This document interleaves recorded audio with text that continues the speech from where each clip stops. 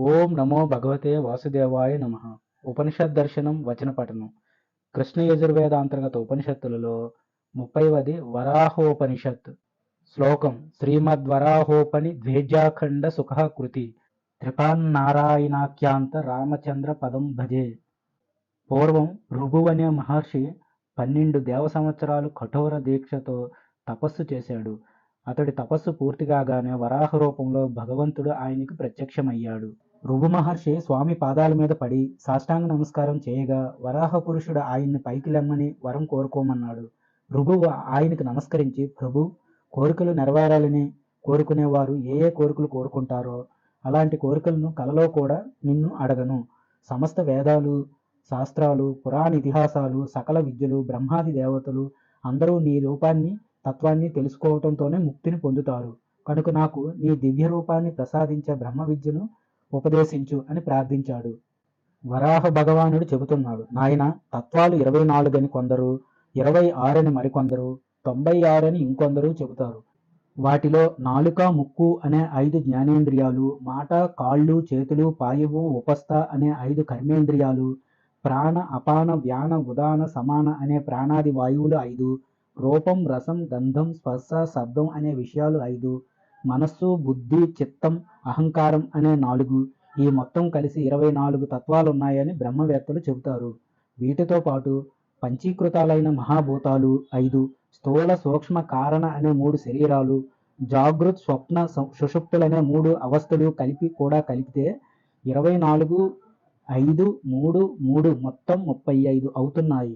తరువాత ఉన్నది, పడుతున్నది, పెరుగుతున్నది, పరిణమిస్తున్నది, క్షీణిస్తున్నది, నశిస్తున్నది అనే షడ్భావ వికారాలు 6, ఆకలి, దప్పిక, శోకం, మోహం, జర, మరణం అనే షడూర్ముఖులు 6, చర్మం, రక్తం, మాంసం, క్రొవ్వు, మజ్జ, ఎముకలు అనే షోట్కాసాలు 6, కామ, క్రోధ, లోభ, మోహ, మదమాశ్చర్యాలనే అరిషడ్వర్గాలు 6, విశ్వడు, తైజసుడు, ప్రాజ్ఞుడు అనే జీవత్రయం 3, సత్వరజ స్తమో గుణత్రయాలు 3, ప్రారబ్ధ, ఆగామి, సంచితాలనే కర్మత్రయం 3, వచన, ఆదాన, గమన, విసర్గ, ఆనంద పంచకాలు 5, సంకల్పం, అధ్యవసాయం, అభిమానం, అవధారణ చతుష్టయం, ముదిత, కరుణ, మైత్రి, ఉపేక్ష చతుష్టయం. వీటితో పాటు దిక్కు, వాయువు, సూర్యుడు, వరుణుడు, అశ్వని దేవతలు, అగ్ని, ఇంద్రుడు, ఉపేంద్రుడు, మృత్యువు, చంద్రుడు, చతుర్ముఖ బ్రహ్మ, రుద్రుడు, క్షేత్రుడు, ఈశ్వరుడు అనే వారితో కలిపి మొత్తం తత్వాలు 90 అవుతాయి.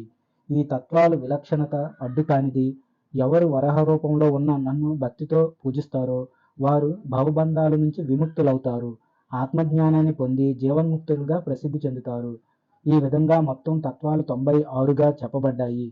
ఈ తత్వాలను తెలుసుకున్నవారు ఏ ఆశ్రమంలో ఉన్నా, జటాధారిగా శిఖతో ఉన్నా, శిఖ లేకుండా బోడిగుండుగా ఉన్నా, ఎలా ఉన్నా మోక్షాన్ని పొందుతారు.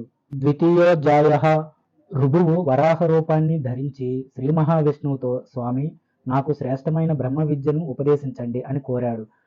భగవంతుడు చెబుతున్నాడు, వర్ణాశ్రమ ధర్మాల వల్ల, తపస్సు చేయటం, గురువుని సేవించటం అనే పనులు చేయటం వల్ల మానవుడికి మోక్ష సాధనమైన వైరాగ్య రీతి చతుష్టయం కలుగుతుంది. సాధన చతుష్టయం అంటే 1 నిత్యానిత్య వివేకం, 2 ఇహ అమృత ఫలోభాగాల మీద విరాగం, 3 సమాధి, 6 గుణాల సంపద, 4 ముముక్షత అనేవి. సాధకుడు ఈ 4ంటిని బాగా అభ్యసించాలి. ఈ విధమైన అభ్యాసంతో అతడు ఇంద్రియాలను జయించి అన్నిటి మీద మమకారాన్ని వదిలిపెట్టాలి. చివరికి సాక్షి చైతన్య స్వరూపుడినైన నాలో అహంతామతిని చేయాలి. మానవ జన్మ ఎంతో దుర్లభమైంది. అలాంటి జన్మను పొందినవాడు బ్రాహ్మణ్యాన్ని పొంది వేదాంత శ్రవణం చేసి వర్ణాశ్రమాలని అతిక్రమించి సచ్చిదానంద లక్షణుడినైన నా రూపాన్ని తెలుసుకోలేకపోతే ఇక ఆ పండితుడు ఎప్పుడు మోక్షాన్ని పొందుతాడు? నేను సుఖస్వరూపుణ్ణి, మరొకటేదీ లేదు. మరొకటి ఉన్నప్పటికీ అది సుఖమైంది కాదు, నాకు ప్రీతిపాత్రం కాదు. నేను పరప్రేమాస్పదుణ్ణి, నేనే విష్ణువుని, నేను ప్రకాశకుణ్ణి కాను అనేది ఎవరి ప్రకాశాన్ని ఉద్దేశించి చెప్పబడింది. అసలు స్వప్రకాశమైన ఆత్మని అప్రకాశం ఎలా తాకగలదు? లోకంలో స్వయం ప్రకాశమైనది, నిరాధారమైనది అయిన ఆత్మని గురించి నిశ్చయంగా ఎవరు తెలుసుకుంటారో వారే నిజమైన జ్ఞానులు. పూర్ణమైన తన ఆత్మ కాకుండా జగత్తు జీవుడు, ఈశ్వరుడు అనేవారెవరూ లేరు. మాయ కూడా లేదు. నేను వారందరికన్నా విలక్షణమైన వాడిని. కర్మ ధర్మాది లక్షణాలతో కూడుకున్న అజ్ఞానమనే అంధకారం స్వయం ప్రకాశ ఆత్మనైన నన్ను తాకలేదు. ఎవడైతే సర్వసాక్షిగా వర్ణాశ్రమ విసర్జితుడైన ఆత్మను బ్రహ్మస్వరూపంగా చూస్తాడో వాడు స్వయంగా పరబ్రహ్మే అవుతాడు. ఈ సక్ర జగత్తు భాసమానమైతే ఆ పరమపదం భాసరూపం. ఈ విషయాన్ని వేదాంత ప్రమాణంతో చూసేవాడు సజ్జో విముక్తుడవుతాడు. ఈ సత్యజ్ఞాన ఆనందపూర్ణుడు ఆత్మ అజ్ఞానమనే తపస్సుకి పరంగా ఉన్న జ్ఞానస్వరూపుడు బ్రహ్మానంద రూపుడు అయిన పరబ్రహ్మను ఎప్పుడు చూస్తుండేవాడు కర్మలతో ఎలా బంధించబడతాడు. త్రిధామాలకి సాక్షిగా ఉన్నవాడు సత్య జిజ్ఞాది లక్షణాలు కలిగినవాడు నీవు నేను అనే శబ్దాలకి లక్ష్యార్థంగా ఉన్నవాడు సర్వదోషాసక్తుడు కూడా జ్ఞాననేత్రంతో సర్వవ్యాపి అయిన సత్యదాత్మని చూడగలడు. అజ్ఞాన నేత్రం కలిగినవాడు గుడ్డివాడు సూర్యుడిని చూడలేనట్టుగా సత్యదాత్మని దర్శించలేడు. ప్రజ్ఞానమే బ్రహ్మం. నిత్యం ప్రజ్ఞాన లక్షణం బ్రహ్మజ్ఞానంతోనే మానవుడు మృత్యువు లేనివాడవుతాడు. ఆ సాధకుడు నిర్గుణం నిత్య చిద్ఘనం అద్వంద్వం బ్రహ్మానందం కలిగిన తన ఆత్మస్వరూపాన్ని గురించి తెలుసుకున్నాక ఇక దేనికి భయపడడు. చిన్మాత్రం సర్వవ్యాపి నిత్య సంపూర్ణం సుఖం అవ్యయం అనే లక్షణాలు కలిగింది సాక్షాత్తు ఆ బ్రహ్మమే తప్ప ఇతరమైనది మరేది కాదు అని బ్రహ్మవేత్తలు చెబుతారు. లోకంలో గుడ్డివాడికి చీకటి కళ్ళున్నవాడికి ప్రకాశం ఎలా కలుగుతాయో అదే విధంగా ఈ జగత్తు అజ్ఞానానికి దుఃఖమయంగా ఆత్మజ్ఞానానికి ఆనందమయంగా ఉంటుంది. ఓ రుగు మహర్షి అనంతుడు చిద్గణానంద రూపుడు వరాహ రూపుడు అయిన నా మీద అద్వైత భావంతో ఉన్నవాడికి బంధాలేవి ఎవడు విడవబడతాడు కనుక నీవు నీ ఆత్మని తెలుసుకొని ఆ బ్రహ్మమే నేనయ్యానని భావించు. భోజ్యమైనదేది తనకన్నా వేరు కాదు. అస్థి అంటే అది అస్తిత్వ లక్షణమైంది. ఆ అస్థితారూపం బ్రహ్మమే. బ్రహ్మజ్ఞాన సంపన్నుడైన మానవుడు ఈ కనబడే సకల జగత్తుని తన ఆత్మ కన్నా వేరుగా చూడడు. రుగు మహర్షి నా స్వరూప జ్ఞానాన్ని కలిగినవాడు కర్మలతో బంధించబడడు. ఎవడు శరీర ఇంద్రియాలు లేని సర్వసాక్షి పరమార్థైక విజ్ఞానం స్వయం ప్రభం అయిన సుఖాత్మని స్వస్వరూపంగా సానుభవంతో తెలుసుకుంటాడో వాడే పండితుడు. ఓ మహర్షి నేను నీవు ఇంతకన్నా ప్రపంచానుభవం మరొకటి లేదు. ఈ విధంగా పరిపూర్ణమైన జ్ఞానం పొందినవాడు బంధముక్తుడు కాడు. అసలు దేనికి బద్ధుడు కాడు. ఎవడు ఒక్క క్షణం పాటు స్వస్వరూపానుసంధానంలో వర్తిస్తూ సర్వసాక్షిగా ఉన్న నన్ను తలుచుకుంటాడో వాడు సకల బంధాల నుంచి విముక్తుడవుతాడు. సర్వభూతాంతరస్థుడు నిత్యముక్తుడైన చిదాత్మ ప్రత్యక్ చైతన్య స్వరూపుడు అయిన నాకు నమస్కారం. ఓ భగవాన్ నీవే నేను నీకు నాకు అనంతుడికి నాకు నీకు చిదాత్మకి పరుషుడినైన నాకు శివుడివైన నీకు నమస్కారం. నేను ఏం చెయ్యను ఎక్కడికి వెళ్ళను దేన్ని గ్రహించను దేన్ని వదిలిపెట్టను. మహాకల్పంలో అంతా నీటితో నిండిపోయినట్టు ఈ విశ్వమంతా నాతో నిండిపోయింది. అంతఃసంగం బహిస్సంగం ఆత్మసంగం అనే మూడిటిని ఎవడు వదలగలడు. ఎవడైతే సర్వసుగనివృత్తమైన ఆత్మని కలిగి ఉంటాడో వాడే నన్ను పొందుతాడు. దీనికి సందేహం లేదు. పాములాగా ప్రజలతో ఎవడు బంధనాన్ని వదులుకుంటాడో ఒక శవంలా భావించి స్త్రీని కామించకుండా వదిలిపెడతాడో విషయ సుఖాల్ని విషంలాగా తలుస్తాడో అలాంటి పరమహంసుడు పరంధాముడు అయిన వాసుదేవుణ్ణి నేనే.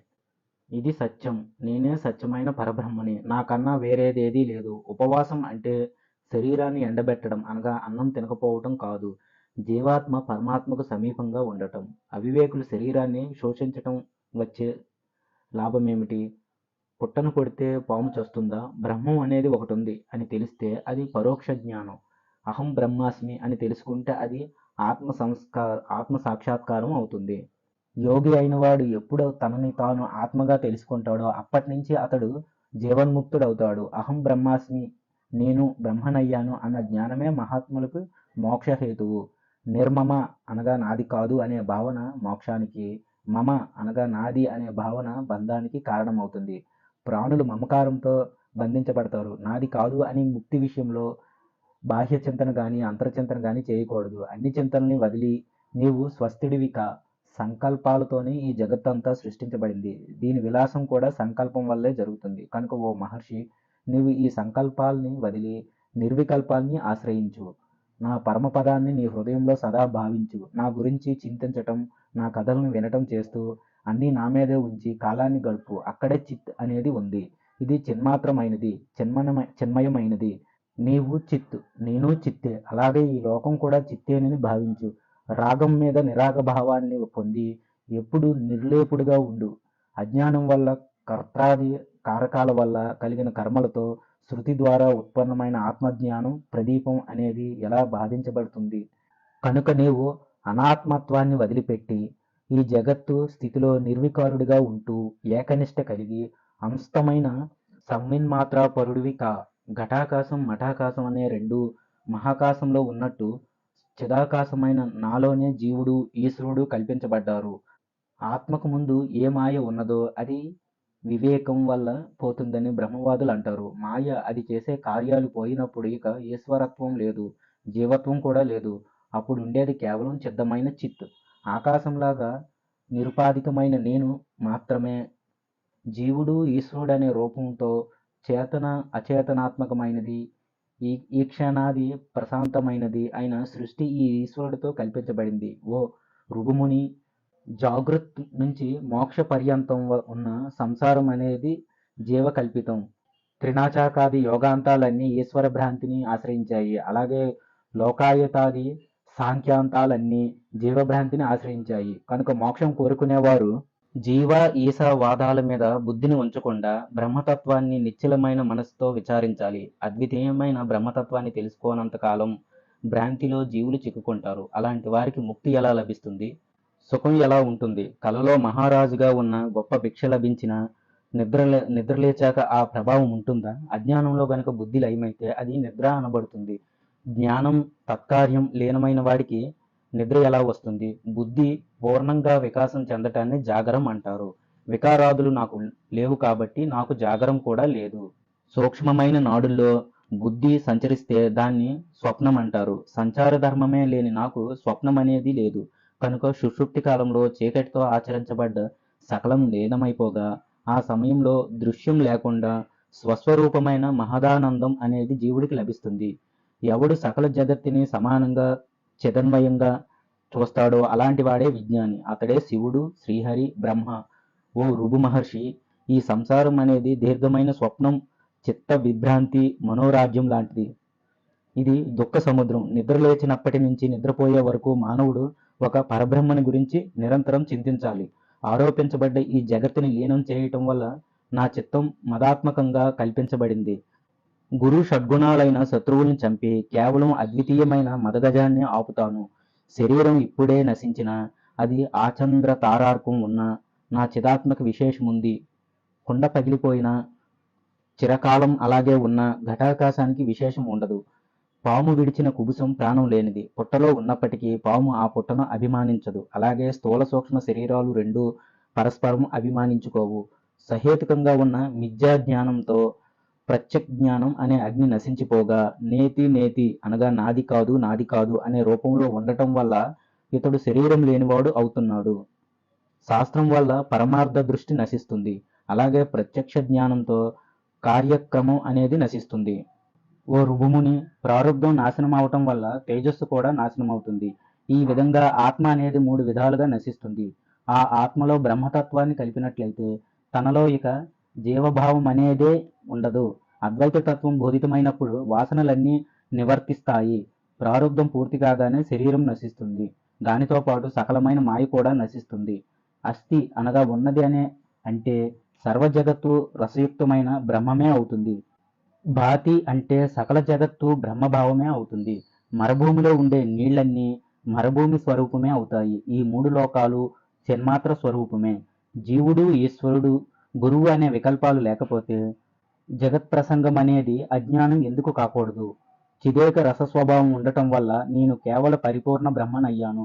జ్ఞానం అనే పూర్ణచంద్రుడిని, మోహమనే రాహువుని తేజస్సు లేనివారిగా చేస్తే స్నాన దాన యజనాది క్రియలన్నీ మోక్షం దాకా వృధాగా ఉంటాయి. నీళ్ళలో వేసిన ఉప్పు ఆ నీళ్ళలో కలిసిపోయినట్లుగా ఆత్మ మనసుల ఐక్యమే సమాధి అని చెప్పబడుతుంది. ఓ ఋగుముని, సద్గురువు అనుగ్రహం లేకపోతే విషయత్యాగం, తత్వదర్శనం, సహజావస్థ అనేవి దుర్లభంగా ఉంటాయి. బోధశక్తి అనేది పుట్టి అశేషమైన కర్మల్ని వదిలిపెట్టిన యోగికి సహజావస్థ అనేది స్వయంగానే ప్రకాశిస్తుంది. లోకంలో పాదరసానికి, మనస్సుకి చంచలత్వం అనేది సహజ గుణం. మరి పాదరసం బద్ధమైనప్పుడు మనస్సు ఎందుకు బద్ధం కాదు? పాదరసం గనుక మూర్ఛితమైతే అది వ్యాధిని తగ్గిస్తుంది, అమృతమై రోగిని స్వయంగా బ్రతికిస్తుంది. బద్ధమై అది కేచరత్వాన్ని ధరిస్తుంది. అలాగే చిత్తం కూడా బద్ధమై బ్రహ్మతత్వాన్ని ధరిస్తుంది. ఇంద్రియాలన్నిటికీ మనస్సు ప్రభువు, ఆ మనస్సుకి గాలి అధిపతి, ఆ గాలికి లయం అనేది నాదుడు, ఆ నాదుడినే లయ ఆశ్రయించింది. యోగుల శరీరాలలో లయ అనేది ఎలాంటి చేష్టలు వికారాలు లేకుండా జీవిస్తుంది. ఆ స్థితిలో సకల సంకల్పాలు అన్ని చేష్టలు నశించిపోయి శ్వాసగమ్యమైన లయ అనేది మాటల్లో చెప్పటానికి వీలు కాకుండా ఉంటుంది. యోగి అయినవాడు పుంఖానుపుంఖాలుగా వచ్చే విషయాలను చూస్తున్నప్పటికీ బ్రహ్మావలోకన బుద్ధిని మాత్రం వదిలిపెట్టడు. నెత్తి మీద కొండ పెట్టుకుని నర్తించే నర్తకికి గీతా వాయిద్యాలు వింటున్నప్పటికీ తల మీద ఉన్న కుండని ఎలా పడకుండా రక్షిస్తూ ఉంటుందో, అలాగే యోగ సామ్రాజ్యాధిపత్యాన్ని కోరుకునేవాడు అన్ని ఆలోచనల్ని వదిలిపెట్టి సావధానమైన మనస్సుతో నాదాన్ని అనుసంధానిస్తూ ఉండాలి. తృతీయోధ్యాయ. వివిధ రకాల స్వరూపాలలో ఉండే వస్తువులు ఎప్పుడూ ఒక్కటి కాదు కనుక నేను అఖండం స్వరూపుణ్ణి, నాకన్నా ఈ సృష్టిలో వేరుగా ఏదీ లేదు, పరబ్రహ్మ కన్నా వేరుగా కనిపించేది వినిపించేది ఏమీ లేదు, నిత్య శుద్ధమైనది విముక్తమైనది అఖండం ఆనందం అద్వయం సత్యం జ్ఞానం అనంతంగా ఉన్నది అయిన పరబ్రహ్మ స్వరూపం ఏదైతే ఉన్నదో అదే నేను. ఓ రుభు మహర్షి, నేను ఆనంద రూపుణ్ణి, అఖండ బోధుణ్ణి, పరాత్పరుణ్ణి, ఘనచిత్ ప్రకాశకుణ్ణి. మేఘాలు ఆకాశాన్ని తాకనట్టే నన్ను కూడా సంసార దుఃఖాలు తాకువు. దుఃఖం నశిస్తే మిగిలేదంతా సుఖమే. అసత్ అనేది నశిస్తే కనిపించేది సర్వం సత్స్వరూపమే, ప్రతి స్వభావంతో కూడిన చిద్రూపమే. ఇదంతా అఖండమైన నా రూపమే. పరమయోగి అయిన వాడికి జన్మ లేదు, మరణం లేదు, గమనాగమనాలు లేవు, సమలం విమలం అనేవేవీ ఉండవు. అతడికి ఈ సమస్తం చిన్మయ స్వరూపంగా ఎంతో స్ఫుటంగా ప్రకాశిస్తుంది. సత్యం చిద్ఘనం అఖండం అద్వయం సర్వదృశ్యరహితం నిరామయం విమలం అద్వయం శివం అయిన ఏ దివ్య పదం అనేది ఉందో అది నేనేనని తెలుసుకుని మౌనాన్ని ఆశ్రయించు. జన్మ మృత్యువులు సుఖదుఖాలు లేనిది, జాతి నీతి కులగోత్రాలకు దూరమైనది అయిన ఈ జగత్తుకు కారణమైన వాడిని నేనే. పూర్ణం అద్వయం అఖండం అఖండ చేతనం అద్వితీయం పరం సచ్చిదంశం అయిన వాడిని నేనేనని గ్రహించి మౌనాన్ని ఆశ్రయించు. ఓ రుభు మహర్షి, నేను మూడు లోకాల్లో ఏకరూపంగా ఉన్నందువల్ల నాకు అబాధితం విద్యామానత్వం సద్రూపత్వం అనేవి ఉన్నాయి. సుషుప్తిలో ఉన్న సుఖాల కన్నా పరమైన నిరుపాధిక సుఖమనేది ఏది ఉందో ఆ సుఖరూపత్వం ఆనందత్వం అనేవి నాకు కూడా ఉన్నాయి. రాత్రికి సంబంధించిన అంధకారం సూర్యకిరణాల రాకతో నశిస్తుంది. అదేవిధంగా సంసారం నుంచి పుట్టిన తమస్సు శ్రీమన్నారాయణుడనే దివ్యకాంతితోనే తొలగిపోతుంది. మానవుడు నన్ను పూజించటం నా పాదాలని స్మరించటం వల్లనే తన తమస్సు అనగా అజ్ఞానం నుంచి విముక్తి పొందుతాడు. ధనం కోరుకునేవాడు అనగా యాచకుడు ధనవంతుడిని ఎలా స్తుతిస్తాడో అలాగే విశ్వకర్తనైన నన్ను స్తుతిస్తే భవబంధాల నుంచి విముక్తుడవుతాడు. సూర్యుడి ముందు అందరూ సంచరిస్తారు, అలాగే నా సన్నిధిలో కూడా ఈ సమస్త జగత్తు కదులుతూ ఉంటుంది. ముత్యం చెప్పను చూసి వెండి అని భ్రాంతి పడ్డట్టే ఈ జగత్తంతా నా మాయతో భ్రాంతి చెందుతోంది. చండాలుడి శరీరంలో పశుపక్షాదులలో స్థావరాలలో బ్రహ్మ విగ్రహాలతో ఇంకా ఇతరమైన వాటన్నిటిలో నేను ఎలాంటి తారతమ్యం లేకుండా ఉంటాను. దిక్కు అనే భ్రాంతి పోయాక ఆ దిక్కు యథాప్రకారం భాషించినట్టు విజ్ఞానం అనేది విధ్వస్తమైన ఈ జగత్తు నాకు భాషించదు. నేను శరీరాన్ని కాను. ఇంద్రియాలు ప్రాణం మనస్సు బుద్ధి అహంకారం చిత్తం మాయ వ్యోమాధికమైన జగత్తు కర్త భోక్త భోజయిత అవేవి నేను కాను. నేను కేవలం చిత్ సదానంద పరబ్రహ్మను, జనార్దనుణ్ణి. నీళ్లు కదిలితే అందులో ప్రతిబింబించే రవిబింబం కూడా కదిలినట్టే. అహంకార సంబంధం వల్లనే ఆత్మకి సంసారం ఏర్పడుతోంది. ఓ మహర్షి, ఈ సంసారం అనేది చిత్తం నుంచి ఏర్పడుతుంది కనుక ఎంతో ప్రయత్నం చేసి దాన్ని శోధించాలి. చిత్తం గొప్పతనం మీద నీకెంత విశ్వాసం ఉంది? రాజులకి ధనం ఎక్కడిది? బ్రహ్మకి జగత్తులు ఎక్కడున్నాయి? ఇంతకు ముందు ఎన్నో సృష్టులు గడిచిపోయాయి, కొన్ని కోట్ల మంది బ్రహ్మలు గతించిపోయారు. భూలోకంలో మహారాజు కూడా పరాగం అనగా పుప్పొడిలాగా నశించారు. విద్వాంసుడైన వాడికి అమరత్వం వల్ల ఆధ్యాత్మాభిమానం ఉంటుంది. అయితే అమరత్వ లక్షణాలున్న విద్వాంసుడికి తత్వదర్శనం ఎలాంటి ఫలాన్ని ఇవ్వదు. మనసులో నుంచి పుట్టే రాగాల్ని అనగా కోరికల్ని జ్ఞానం అనే అగ్నితో తగలబెడితే అవి తిరిగి ఎలా పుడతాయి? లోకంలో ఎవడైనా ఇతరుల్లో దోషాలను వెతికినట్టే తనలో ఉన్న దోషాలను కూడా గ్రహిస్తే ఎందుకు బంధ విముక్తుడు కాడు. ఆత్మను తెలుసుకోలేనివాడు, ముక్తుడు కానివాడు సిద్ధుల్ని కోరుకుంటాడు. ద్రవ్య మంత్ర క్రియా కాలాలతో వాటిని పొందుతాడు. ఇది ఆత్మజ్ఞాన శూన్యుడి లక్షణం. ఆత్మజ్ఞాని అయినవాడు మాత్రం ఇవేవీ కోరుకోక కేవలం ఆత్మనే దర్శిస్తాడు. ఆత్మతో ఆత్మలో సంతృప్తి చెంది అవిద్యను గురించి పరుగులెత్తడు. జగత్తు గురించిన భావనలన్నీ అవిద్యాలయాలే. ఆత్మని అవిద్యామయమైన వాటిలో ఎలా మునుగుతాడు? లోకంలో ద్రవ్య మంత్ర క్రియా కాలయుక్తులన్నీ సాధువులకి సిద్ధిస్తాయి. అయితే పరమాత్మ పదాన్ని పొందించటంలో అవేవీ వారికి ఉపకరించవు. అన్ని రకాల కోరికలు శాంతినిచ్చినప్పుడు మాత్రమే ఆత్మజ్ఞానం కలుగుతుంది. అంతేగాని సిద్ధుల మీద కోరిక ఉంటే అది ఎలా కలుగుతుంది? అసలు చిత్తం లేనివాడు ఎలా అర్హుడవుతాడు? చతుర్థోధ్యాయ. ఈ విధంగా వరాహమూర్తి నుంచి బ్రహ్మతత్వాన్ని సంపూర్ణంగా తెలుసుకున్న రుభు మహర్షి దగ్గరికి నిదాగనుడనే ముని వచ్చి, స్వామి, నాకు జీవన్ముక్త లక్షణం గురించి చెప్పండి అని ప్రార్థించాడు. రుభువు చెబుతున్నాడు, సప్త భూమికలలో జీవన్ముక్తులు 4. ఈ భూమికలలో మొదటి భూమిక శుభేచ్ఛ, రెండోది విచారణ, మూడోది తనుమానసి, నాలుగోది సత్వాపత్తి, ఐదోది సంసక్తి, ఆరోది పరమార్థ భావన, ఏడోది తురీయగ అనేవి. ప్రణవాత్మికమైన భూమిక అనేది అకార ఉకార మకార అర్ధమాత్రలతో కూడుకుని ఉంటుంది. ఈ అకారాదులనేవి స్థూల సూక్ష్మ బీజ సాక్షి భేదంతో 4 విధాలుగా అవస్థలుంటాయి. వీటిలో జాగృత్ స్వప్న సుషుప్తి తురీయ అనే 4 అవస్థలుంటాయి. వీటిలో ఒకటి అకార స్థూలాకాశంలో జాగృత్ విశ్వడు, సూక్ష్మాంశలో జాగృత్ తైజసుడు, బీజాంశలో జాగృత్ ప్రాజ్ఞుడు, సాక్ష్యాంశలో జాగృత్ తైజసుడు ఉంటారు. 2 ఉకార స్థూలాంశలో స్వప్న విశ్వడు, సూక్ష్మాంశలో స్వప్న తైజసుడు, బీజాంశలో స్వప్న ప్రాజ్ఞుడు, సాక్ష్యాంశలో స్వప్న తురీయుడు ఉంటారు. 3 మకార స్థూలాంశలో సుప్త విశ్వడు, సూక్ష్మాంశలో సప్త తైజసుడు, బీజాంశలో సుప్త ప్రాజ్ఞుడు, సాక్ష్యంలో సుప్త తురీయుడు ఉంటారు. 4 అర్ధమాత్ర స్థూలాంశలో తురీయ విశ్వడు, సూక్ష్మాంశలో తురీయ తైజసుడు, బీజాంశలో తురీయ ప్రాజ్ఞుడు, సాక్ష్యంలో తురియా తురీయుడు ఉంటారు. అలాగే వీటిలో అకార తుర్యాంశాలు ప్రథమ, ద్వితీయ, తృతీయ భూమికలు కాగా, ఉకార తుర్యాంశాలు చతుర్థ భూమికగా, మకార తుర్యాంశాలు పంచమ భూమికగా, అర్ధమాత్ర తుర్యాంశ 6వ భూమికగా, వీటికి అతీతమైన దాని 7వ భూమికగా చేసుకొని భూమి త్రయంలో విహరించేవాడే జీవన్ముక్తుడవుతాడు. అతడు తురియా భూమిలో విహరిస్తూ బ్రహ్మవేత్త అవుతాడు. పంచమ భూమికలో విహరిస్తూ బ్రహ్మ విద్యాధురుడవుతాడు. 6వ భూమికలో విహరిస్తూ బ్రహ్మ విద్వరీయునుడవుతాడు. సప్తమ భూమిలో విహరిస్తూ బ్రహ్మ విద్వరిష్ఠుడవుతాడు. ఓ నిదాగా, జ్ఞానభూమి అయిన శుభేచ్ఛ అనేది మొదటి భూమిక, విచారణ 2వ భూమిక, తనుమానిసిక 3వ భూమిక, సత్వాపత్తి 4వది, అసంశక్తి 5వది కాగా, పదార్థ భావన అనేది 6వ భూమిక, తుర్యగ అనేది 7వ భూమిక. ఇవన్నీ ఉన్నప్పటికీ నేను మూఢుడినే. ఎందుకంటే వైరాగ్యంతో నిండి ఉన్న ఇచ్చే శుభేచ్ఛ అవుతుంది. శాస్త్ర సజ్జన సంపర్కం ద్వారా వైరాగ్యాభ్యాస పూర్వకమైన సమాచార ప్రవృత్తే విచారణ అని చెప్పబడుతుంది. ఈ విచారణ శుభేచ్ఛలతో ఇంద్రియ విషయాలలో ఉన్న రాగం క్షీణించిపోవటమే తను మానసి అనబడుతుంది. ఇక భూమిక తృతీయాల్ని అభ్యసించటం వల్ల చిత్తంలో విషయ నివృత్తి కలగటం, సత్వాత్మ అనేది శుద్ధంగా ఉండటం అనే దాన్నే సత్వాపత్తి అంటారు. ఈ 4 దశల్ని అభ్యాసం చేయటం వల్ల అసంసర్గ ఫలంగా కలిగిన రూఢమైన సత్వ చమత్కారం కలిగిందే సంసక్తి అనబడుతుంది. ఓ నిదగా, ఈ 5 రకాల భూమికల్ని అభ్యాసించటం వల్ల స్వాత్మారామ స్థితి కలుగుతుంది. అప్పుడు అభ్యంతరాలు బాహ్యాలు అయిన పదార్థాల భావన లేకపోవటం వల్ల ఎంతో ప్రయత్నంతో కలిగిన పరప్రయుక్తో జ్ఞానం, పదార్థ భావన అనేవి 2 6వ భూమిక అవుతాయి.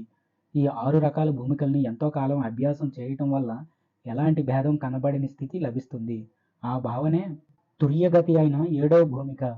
శుభచ్ఛేదిత్రయం, భేదం అభేదం అని 2 విధాలుగా చెప్పబడింది.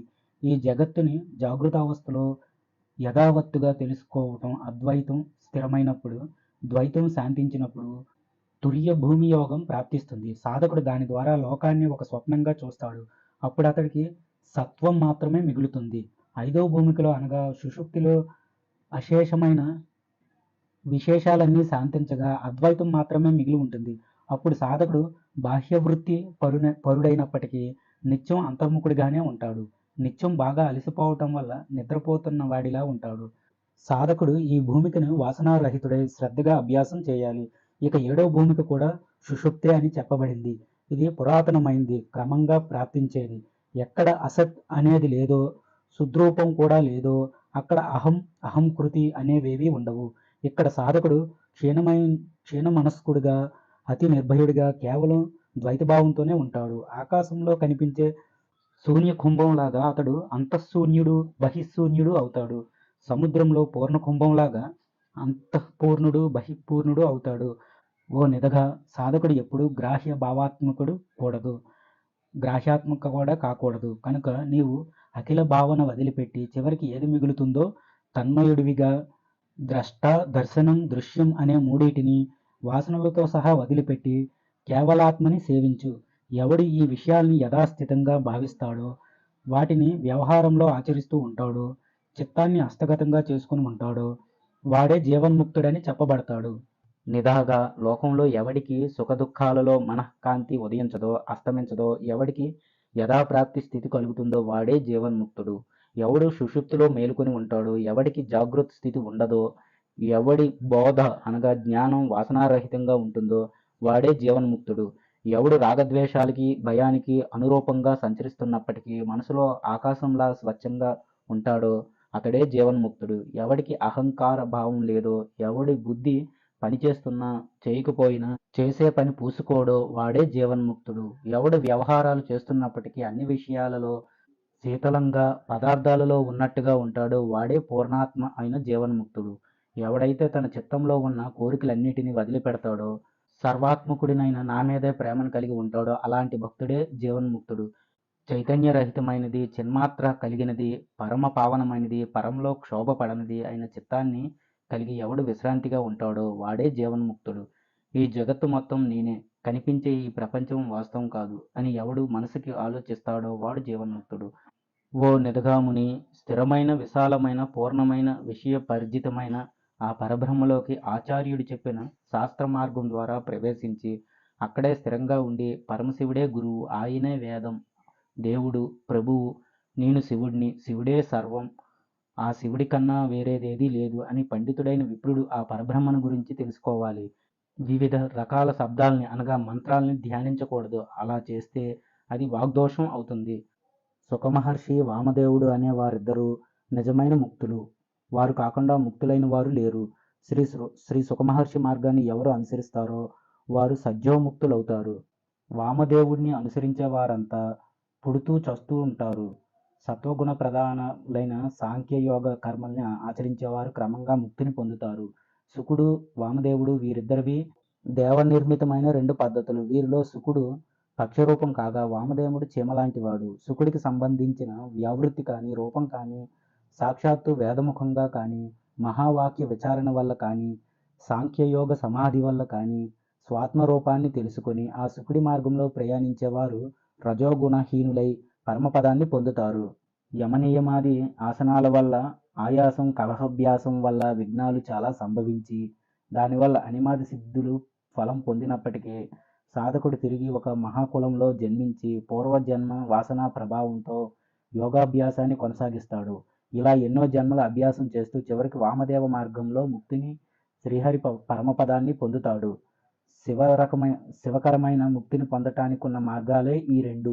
వీటిలో సుఖమార్గం, సద్యోముక్తి ప్రధానమైనది కాగా వామదేవ మార్గం క్రమముక్తిని కలిగిస్తుంది. అసలు అన్నిటినీ ఏకత్వ భావంతో చూసేవాడికి మోహం ఏమిటి, శోకం ఏమిటి? లోకంలో ఎవడికి అనుభవం పర్యంతమైన బుద్ధి తత్వంలో ప్రచరిస్తుందో అలాంటి వాడి దృష్టిలో పడ్డవారంతా సమస్త పాపాల నుంచి విముక్తులవుతారు. అలాంటి బ్రహ్మవేత్తల దృష్టిలో పడ్డ ఖేచరులు అనగా దేవతలు, భూచరులు అనగా మానవులు అందరూ కోటి జన్మల నుంచి సంపాదించుకున్న పాపాల నుంచి వెంటనే విముక్తులవుతారు. పంచమోధ్యాయః. ఈ విషయాలన్నీ శ్రద్ధగా విన్న నిదాగుడు తిరిగి భృగు మహర్షిని ఇలా అడిగాడు. మహానుభావ, నాకు యోగాభ్యాస విధిని గురించి చెప్పండి అని. భృగు మహర్షి చెబుతున్నాడు, ఈ శరీరం పంచభూతాలతో కూడుకుని ఉన్నది. పంచమండలాలతో పూరించబడి ఈ భూతాలలో పృథివీ అనేది కఠినంగా, జలం ద్రవాకృతిగా, తేజస్సు దీపనంగా, వాయువు ప్రచార లక్షణంగా, ఆకాశం సత్వంగా ఉంటుంది. యోగాన్ని కోరుకునేవాడు వీటి గురించి ముందుగా తెలుసుకోవాలి. రోజు 2 భాగాలు, 1 రాత్రి 2 పగలు, 21,600 శ్వాసల వాయుమండల ఘాతం వల్ల ప్రతిరోజు మనిషి తీసుకుంటాడు. శరీరంలో ఉండే పృథ్వీ మండలం క్షీణిస్తే ఆ శరీరం మీద ముడతలు పడతాయి. జలభాగం తగ్గిపోతే జుట్టు నెరిసిపోతుంది. తేజస్సు క్షీణిస్తే ఆకలి తగ్గుతుంది. వాయువు తగ్గిపోతే శరీరం వణుకుతుంది. నిత్యం ఆకాశ సంబంధం ఉంటేనే మనిషి జీవిస్తాడు. ఈ విధంగా నిత్యం మనిషి జీవితం పంచభూతాల ఆధీనంలో ఉంటుంది. పెద్ద పక్షి అనేది ఎప్పుడూ ఎగురుతూనే ఉంటుంది. దీనిని ఉడ్డీయాన బంధం అంటారు. ఈ ఉడ్డీయాన బంధం మృత్యువనే గజానికి కేసరి లాంటిది. దీన్ని అభ్యసించిన వాడికి ముక్తి కలుగుతుంది. ఈ బంధం వేయాలనుకునేవాడు అధికంగా భుజించినా, బాగా బక్కచిక్కిపోయినా ఆ బంధాన్ని వేయలేడు. ఆకలి వేసిన కడుపులో బాధ కలుగుతుంది. ఈ బంధాన్ని ఆకలి మందగించినప్పుడు, మల విసర్జన అధికంగా జరుగుతున్నప్పుడు వేయకూడదు. ఆసనాలు, బంధాలు అభ్యసించేవాడు హితమైన దాన్ని మితంగా కొద్ది కొద్దిగా తినాలి. మృదు, మధ్య, సమంత్రాలలో క్రమంగా మంత్రం, లయం, హఠం అనేవి కలుగుతాయి. యోగాలు లయయోగమని, మంత్రయోగమని, హఠయోగమని 3 విధాలు. యోగం అనేది 8 అంగాలతో కూడుకుని ఉన్నది. 1 యమం, 2 నియమం, 3 ఆసనం, 4 ప్రాణాయామం, 5 ప్రత్యాహారం, 6 ధారణ, 7 ధ్యానం, 8 సమాధి అనేవి అష్టాంగాలు. 1 అహింస, 2 సత్యం, 3 అస్థేయం, 4 బ్రహ్మచర్యం, 5 దయ, 6 ఆర్జవం, 7 క్రమ, 8 ధృతి, 9 మితాహారం, 10 శౌచం అనే యమాలు మొత్తం 10. 1 తపస్సు, 2 సంతోషం, 3 ఆస్తిక్యం, 4 దానం, 5 ఈశ్వర పూజ, 6 సిద్ధాంత శ్రవణం, 7 లజ్జ, 8 మతి, 9 జపం, 10 వ్రతం అనే నియమాలు మొత్తం 10. చక్రాసనాలు మొత్తం 11. అవి 1 చక్రాసనం, 2 పద్మాసనం, 3 కూర్మాసనం, 4 మయూరాసనం, 5 కుక్కుటాసనం, 6 వీరాసనం, 7 స్వస్తికాసనం, 8 భద్రాసనం, 9 సింహాసనం, 10 ముక్తాసనం, 11 గోముఖాసనం అనేవి. ఎడమ తొడ మీద కుడి చీల మండని, కుడి తొడ మీద ఎడమ చీల మండని వేసి రుజు శరీరంతో స్థిరంగా ఉండటమే చక్రాసనం. పూరకం, కుంభకం, రేచకం చేసి తిరిగి పూరకం చేయటాన్నే ప్రాణాయామం అంటారు. అన్ని ప్రాణులకి 96 అంగుళాల శరీరం ఉంటుంది.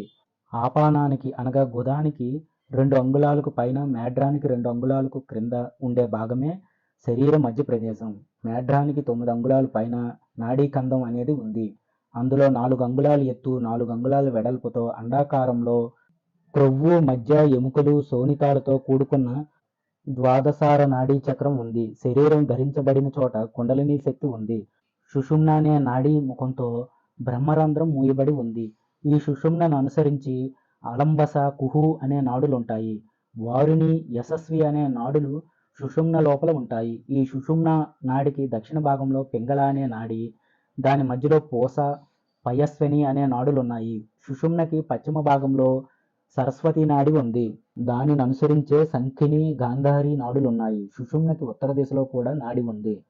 ప్రక్కనే అస్థి, జిహ్వ, విశ్వోదరి నాడులున్నాయి. మొత్తం ఈ నాడులన్నీ కలిపి 12. ఈ 12 వాయువాహకాలై ప్రదక్షిణ క్రమంలో చక్రం యొక్క ఆకుల్లో ఉన్నాయి.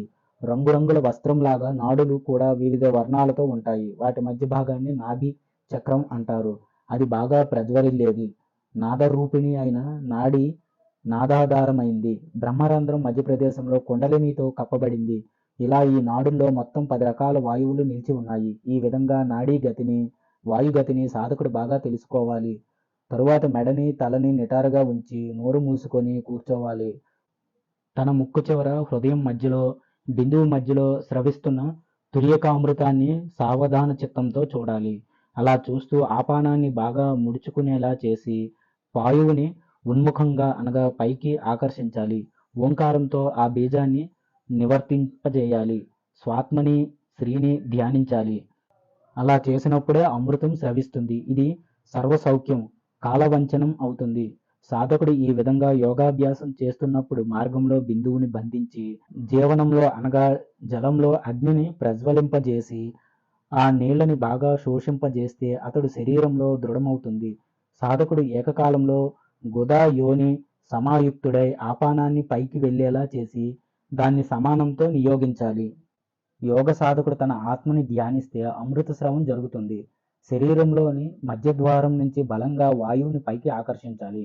ప్రాణాపానాల యోగాన్ని ఊర్ధ్వగతి నిమిత్తం భావించాలి. ఇది ఉత్తమమైన మార్గం. దేహంలో ఇది సిద్ధిని ప్రకాశింపజేస్తుంది. శరీరంలో ఉండే అన్ని నాడులకి ఇది బంధం లాంటిది. ఈ మూలబంధం అనుగ్రహంతో దాన్ని అధిష్ఠించిన కుండలినీ దేవత ప్రసన్నరాలవుతుంది. ఈ విధంగా ఉన్న చతుష్పదమైన బంధం మార్గత్రయ నిరోధకంగా ఉంటుంది. సిద్ధులు ఏ మార్గంతో సుసంగతులయ్యారో ఆ మార్గాన్ని వికసింపజేయాలి. సాధకుడు ప్రాణంతో సహా ఎంతో వేగంతో ఉదానాన్ని ఊర్ధ్వగమనంగా చేయాలి. ఈ బంధం అన్ని నాడులకి ఊర్ధ్వ నిరోధకంగా ఉంటుంది. దీన్నే సంపుటి యోగం లేదా మూలబంధం అని అంటారు. ఈ బంధాన్ని అభ్యసించటం వల్ల సాధకుడికి బంధత్రయం అనగా మూల ఉడ్డీయాన జలాంతరం సిద్ధిస్తుంది. ఎడతెరిపి లేకుండా రాత్రి పగలు ప్రతి జాము దీన్ని అభ్యసిస్తుంటే వాయువు అభ్యసిత అనగా స్వాధీనం అవుతుంది. అలా వాయువు స్వాధీనమైనప్పుడు శరీరంలో ఉండే అగ్ని ప్రతిరోజు వృద్ధి చెందుతుంది. అలా అగ్ని వృద్ధి చెందితే సాధకుడు తిన్న ఆహార పదార్థాలన్నీ సులభంగా జీర్ణమవుతాయి.